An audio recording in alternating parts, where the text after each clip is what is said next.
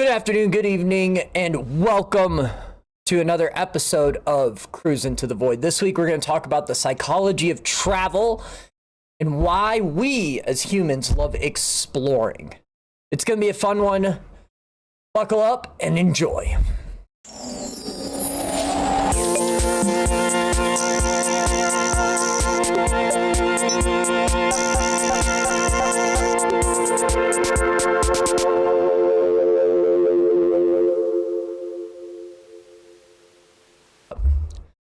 Human beings, I believe, were born to travel. Like, go out, go do things. And I don't mean that as in our life's journey is to travel, but you've got to seek adventure, as some would say. There's an evolutionary perspective to this. If you just think back to, we were a migratory species. We were hunter-gatherers long before we had settled farms. And even then, more often than not, we were out chasing and traveling and doing things and seeking new adventures and trying to grow. But the majority of our ancestors were hunter-gatherers and naturally moving around within a particular area. So we kind of have that same trait, I believe, that carries with us genetically. Some of the scientific evidence that supports this is in 1999, there was a study that came out that identified specifically the DRD47R gene, sometimes known as the Wanderlust gene. It suggests that people have a genetic variant that are more likely to take risks, enjoy novelties, and explore new places. Now again, that study was written in 1999. We nowadays have figured out that this particular gene, the Delta Romeo Delta 47 Romeo variant, let me read what the modern studies have found for us, is a variant of dopamine receptor D4 gene that has been linked to a number of behavioral traits and disorders. Associated traits and disorders: novelty seeking, conduct problems, antisocial disorder, antisocial behavior, cognitive deficits, externalizing disorders, ADHD, obsessions and compulsions, risk-taking, separation anxiety. So I don't know what to tell you. Back in the early 2000s, they believed this gene was for people that wanted to go out and travel, and nowadays we've linked it with ADHD. I think that's kind of funny. But overall, the moral of the story that I'm trying to get at is, regardless of those two linkings together, there is a almost dopamine effect. There is a dopaminergic effect that comes around anytime you travel or go do something new. And the reason for that is because generally when we're traveling, it hits the hippocampus in particular is in charge of learning and remembering things. So as we go out on vacation or go do something new, that part of our brain is automatically turned on because we want to start to remember and take mental photographs, for lack of a better term, of what's happening around us and save those and put them into our storage bank. And the more often you access that, the more it's going to become relevant for you. So you're just accessing different parts of your brain, especially if you're a storyteller, you're somebody who just wants a functioning portion of the front brain. So traveling is great for your hippocampus and also helps with cognitive flexibility. That is basically how adaptive your mind can be, what it's doing. So traveling is very good for your brain. And it's good for your brain in so many different ways. One, you get the dopamine effect that comes from just seeing and doing new things. But the other thing is there is a item called the zone of proximal development. And what that represents is basically, in our last episode, we talked about the cycle of success. But the zone of proximal development is where you can grow. If you look up this picture, it's side of each other. The most smallest circle is what you can do now, your comfort zone. Just outside of that circle is your learning zone. So what can you learn and functionally learn? Then outside of that is what can't you do? So like what brings you anxiety? So for example, I don't speak Spanish. Going to the deep, deep heart of Bolivia probably would not be good for me. I wouldn't do well there. I don't speak Spanish, and that's outside of what I can do. But if I go to, say, Peru or Colombia, somewhere where I know at least a lot of the locals speak English enough that I can work my way through things, that's awesome. And that also gives me the opportunity to learn Spanish to hopefully the next time go deeper in where I know less people speak English. Or it gives me the opportunity to learn how to use my phone to translate while I'm in places. That's how the zone of proximal development works. And in order to open up and access different parts of the world, you have to practice getting into those discomfortable zones and growing inside of them so that your circle ultimately gets bigger and bigger and bigger and bigger and bigger and bigger. Because that's the dream of it. So you have your 3 circles, but the goal is to push each one out because the layers grow with each. So that's the comfort zone paradox. So basically, the bigger you get with the more things that you can do, essentially the bigger your comfort zone gets. And that's what creates the paradox inside of it.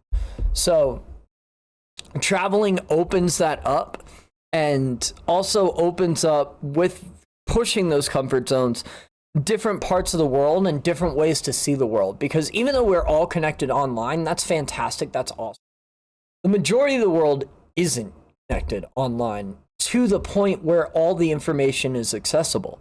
So sometimes to just observe, you have to go to these places and learn and see how they view the world in order to gain other perspectives and ideas. Back to having cognitive flexibility is being able to adapt to other people's cultures and learn what's accepting to them and also learn why it's accepting to them. And maybe that's a new place for you to stand on your morals and find somewhere that's going to make you feel comfortable in the world. So yes, zone of proximal development. Look that one up. Have fun with it. Is Maslow's hierarchy of needs. All right. So when you travel, you fulfill a need for adventure. And if you look at Maslow's hierarchy of needs, for those of you that don't know, it's a pyramid that stands very fat at the bottom and physiological needs is at the very bottom. And that is breathing, food, water, shelter, anything you need to just survive, right? Everything that is just day-to-day implements that you use at a bare minimum, that's what's going to happen there. Food, water, and I'm talking to the point of like, I can fish, I can have shelter, awesome. We're starting to build up. And then we go to the next level, which is safety and security. And that's where you talk about your personal health, your property, employment, social ability. That's when you start to come to the group because your personal base areas are taken and under control.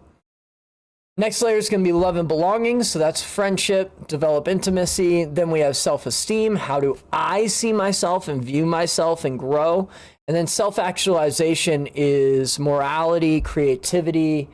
Basically, all my needs at the very bottom are met so that I now have the ability to open up my mind and really see the world mentally and spiritually. That's kind of the best way to describe it building up. Now, I think traveling helps you at the both upper ends once you have your loving, belonging, safety, and physiological needs.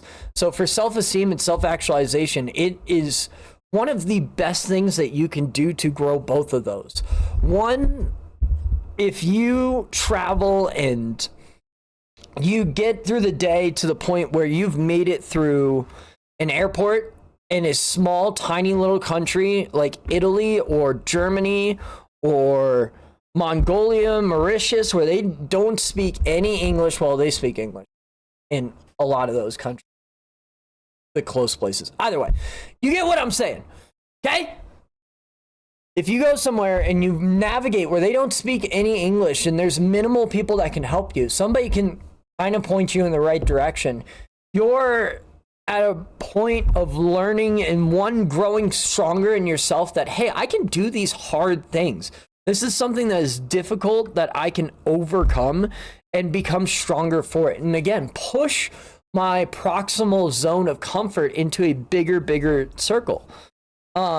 Being able to think on your feet, or even navigate in a city without your phone because you don't want to pay for international GPS services.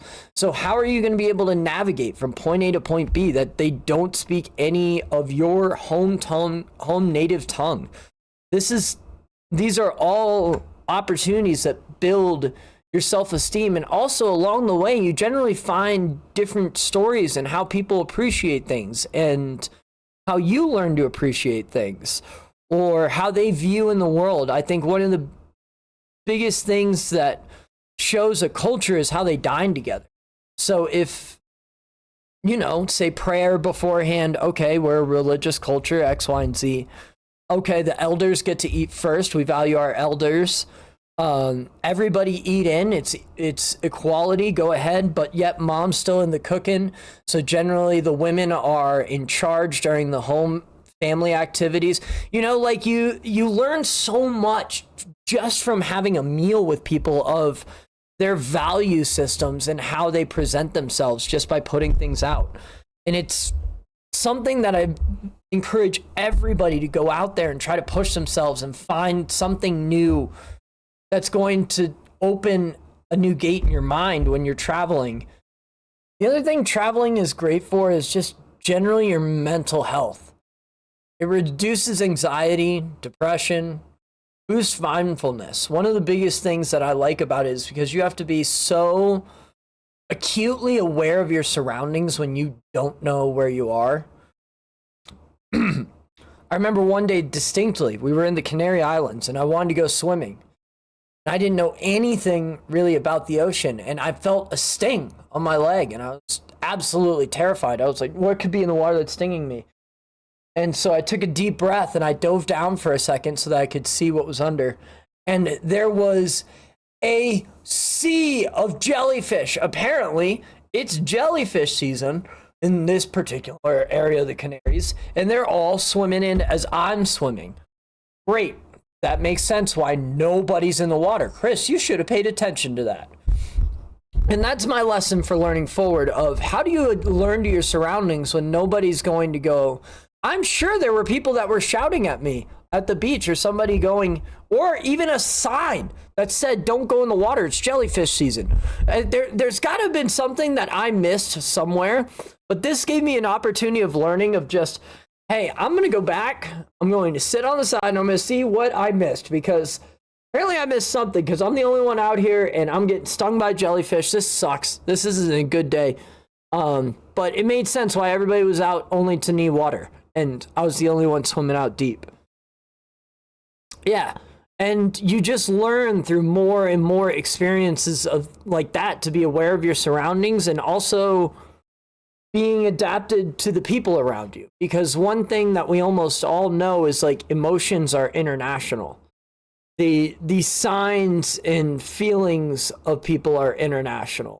A good handshake, a bow, a smile and respectfulness you get, even though you may not understand what they're saying, you learn to read people and read the world.